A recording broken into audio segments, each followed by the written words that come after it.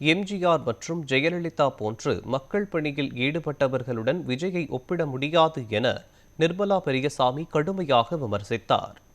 சென்னை திருவொற்றியூர் தொகுதியில் தேசிய ஜனநாயக கூட்டணியின் அதிமுக வேட்பாளர் கே. குப்பனை ஆதரித்து நடைபெற்ற பொதுக்கூட்டத்தில் அதிமுக பேச்சாளர்கள் விஜயை கடுமையாக விமர்சித்தனர்.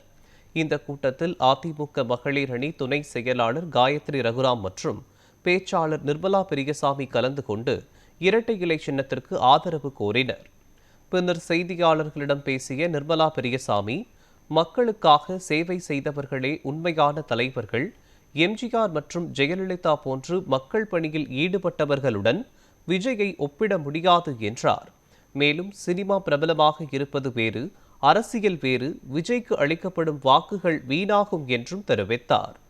கரூரில் நடைபெற்ற நிகழ்வில் உயிரிழப்புகள் ஏற்பட்ட போது மக்களை நேரில் சந்திக்காமல் சென்றது குறித்தும் அவர் விமர்சனம் செய்தார்.